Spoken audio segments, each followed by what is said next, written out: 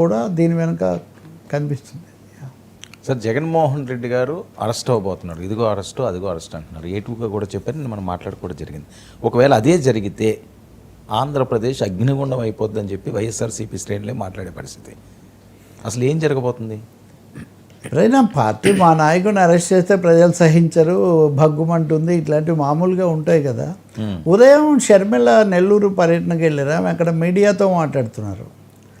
మీరు జనాన్ని తొక్కుకుంటూ వెళ్ళే జగన్ నాయకులకే మీరు పర్మిషన్ ఇస్తారా? మాకీరా, మమ్మల్ని అరెస్ట్ చేస్తారా అంటే ఆమె ఏకకాలంలో 2 బాణాలు పెట్టినట్టుగా చంద్రబాబును అంటున్నట్టే ఆ బాణం ఏమో ఇటు ఎక్కువ పెట్టబడినట్టు కూడా మనకు కనిపిస్తుంది. ఈ మాట చాలామంది అనుకూల మీడియా అనబడే దాంట్లో చర్చల్లో కూడా కొంతమంది వ్యాఖ్యాతలు లేకపోతే ప్రతినిధులు రెచ్చిపోయి ఎంతకాలం మేము ఇంకా ఇవన్నీ సహించాలి, ఎంతకాలం జగన్ను మీరు ఉపేక్షిస్తారు, జగన్ను మీరు ఎందుకు అరెస్ట్ చేయరు అనే పద్ధతిలో మాట్లాడితే నేను ఒక చర్చలో చూస్తున్నాను. అందులో పాల్గొన్న మన మిత్రుడే ఒక తెలుగుదేశం నాయకుడు, మీరు మరీ అంత ఆవేశపడకండి, మేము ఏదో చేస్తున్నాం కదా అంటే ఒక అసహన వాతావరణం కూడా వాళ్ళలో. దానికి ఒక కారణం అంటే ఇదిగో అయిపోయింది, అదిగో అయిపోయింది, యావజ్జీవ శిక్ష పడింది, యావజ్జీవ శిక్ష ఇంకొక 7 ఏళ్ల శిక్ష ఏకకాలంలో అనుభవించాల్సి ఉంటుంది. ఈ పద్ధతిలో వీళ్ళ శిక్షలు ఇవన్నీ కూడా ప్రకటించిన తర్వాత న్యాయ ప్రక్రియ అన్నదానికి అనేక దశలు ఉంటాయి. అందులో ముందస్తు బెయిల్లు ఉంటాయి, విచారణ తప్పకుండా రావాలా వద్దా ఉంటుంది, పై కోర్టులో అప్పీల్ ఉంటుంది. ఇవన్నీ లేకుండా జరగదు. ఏం జరుగుతుందని ఇంకొకటి కనుక మనం చూస్తే, నిన్న సిపిఐ రామకృష్ణ వాళ్ళ కార్యదర్శి ఆయన మాట్లాడుతూ మీరు జగన్ ఎలా పెడతారు, ఏదో ప్రమాదం జరిగింది, ఆయన్ను ఇందులో పెట్టి ఆయనే కావాలని చేశారని చెప్తే అది ఎలా కుదురుతుంది? కొంచెం అసంబద్ధంగా ఉంది అని అర్థం వచ్చేటట్టుగా ఆయన ఇంకా కొంతమంది వ్యాఖ్యాతలు కూడా మాట్లాడుతున్న ఒక పరిస్థితి. ఈ మూడోదేమో వీళ్ళ అఫెన్సివ్ ఇంకా పెరిగింది. ఆ ఘటన బయటికి వచ్చిన తర్వాత వాళ్ళు నిన్న యువతకు సంబంధించిన నిరుద్యోగ భృతి అవి అంశాల మీద వాళ్ళు చేశారు. జగన్ కూడా ఒక పూర్తి స్థాయిలో ఒక కౌంటర్ నిన్న విడుదల చేశాడు. నన్ను అంటున్నారు కానీ ఇదంతా ఎవరిది బాధ్యత అని.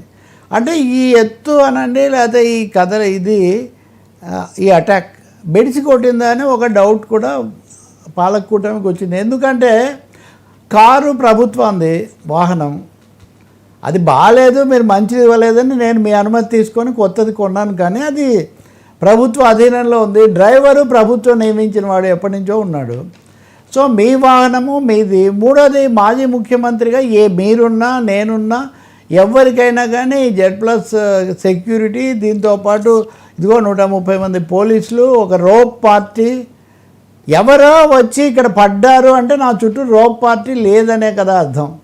అంటే మీరు నా భద్రత కల్పించట్లేదు కాబట్టి ఇటువంటిది వచ్చింది. మీరు ఉద్దేశపూర్వకంగా నా భద్రత మీరు ఆపుతున్నారు, ముందు వెళ్ళే వాహనాలు వెనక ఈ భద్రత అంతా ఎక్కడుంది అని ఒక ఎదురుదాడి కింద దాన్ని తీసుకొస్తున్న ఒక పరిస్థితి. ఇంకోటి మనలాంటి వాళ్ళని కూడా అన్నాం కదా, అక్కడ పడిపోయినప్పుడు ఇదైనప్పుడు పక్కన ఉండాలి కదా, బాధ్యత వహించాలి కదా అనే మాట కూడా వచ్చింది కదా. ప్రమాద కారణం ఒకటైతే ప్రమాద అనంతరమైనా కానీ బాధ్యత తీసుకున్నారా అంటే నేను మా వాళ్ళకి చెప్పాను, 10 లక్షల రూపాయలు సాయం చేయమని కూడా నేను అది ఇవ్వమని కూడా నేను చెప్పాను. అంటే ఒకవైపున తమ పార్టీ పాత్రను తన శ్రద్ధనేమో సమర్థించుకుంటూ, రెండో వైపు నుంచి ప్రభుత్వం యొక్క నిర్లక్ష్యం వల్ల, ప్రభుత్వం తనకు భద్రత కల్పించకపోవడం వల్ల ఇది జరిగింది అని.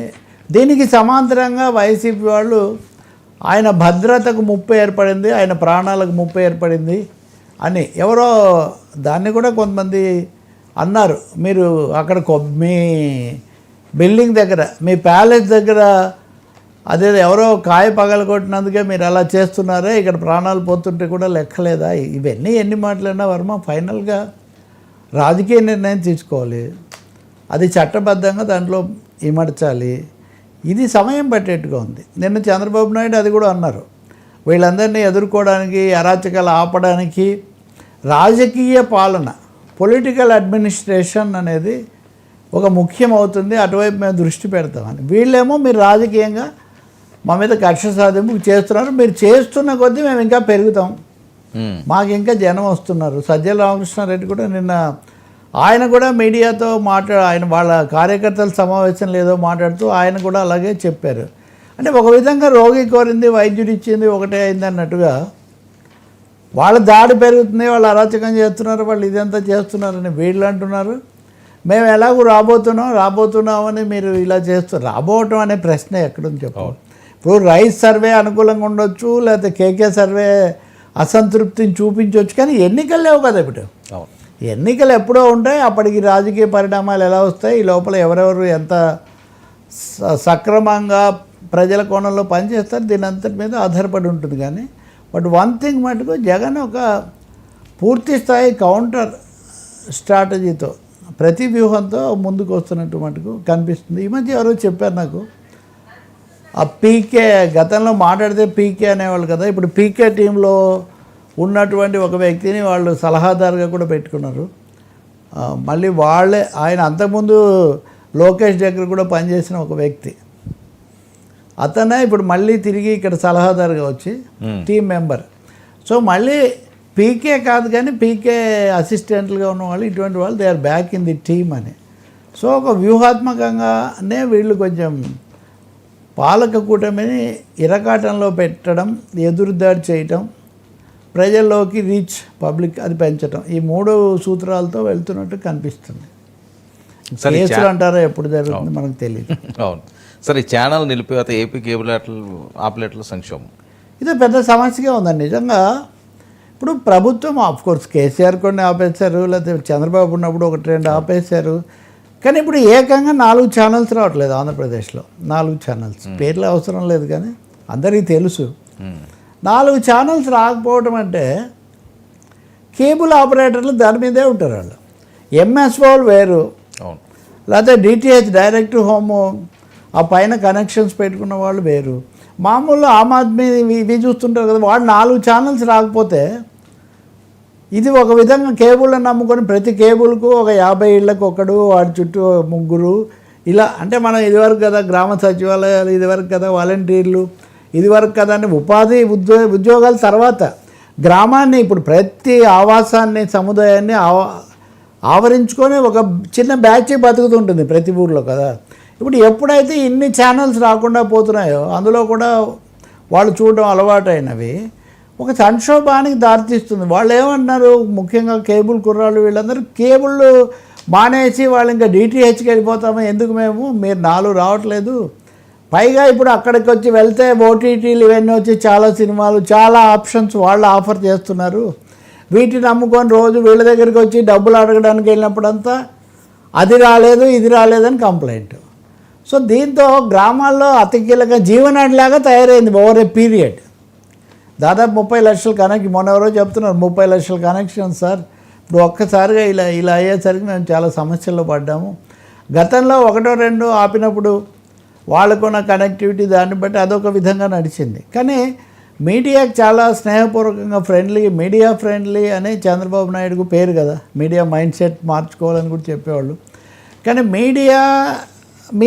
మీడియాకు రాజకీయ పార్టీలుగా వాళ్ళ మధ్య పెరిగిన వైరుధ్యం అది ఉరిమురిమే అది ఎక్కడో పడింది అన్నట్టుగా వీళ్ళ మీద పడి గ్రామీణ ప్రాంతాల్లో ఇది ఒక సమస్యకు దారితీస్తుంది.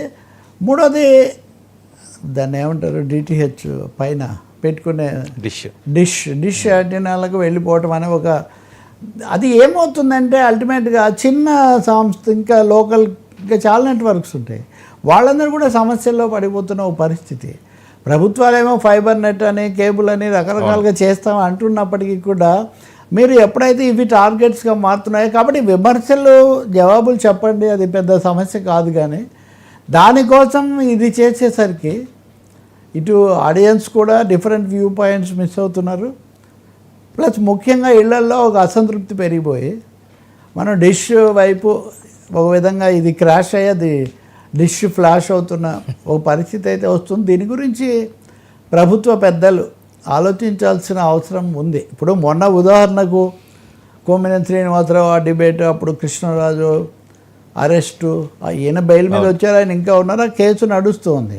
ఇప్పుడు తరచు స్టోరీ మనకి ఏం నడుస్తుంది అంటే కృష్ణరాజు దాదాపు అప్రూవర్గా మారిపోతున్నారు, వాళ్ళు నాకు గుర్తింపు ఇచ్చారు కాబట్టి నేను అక్కడ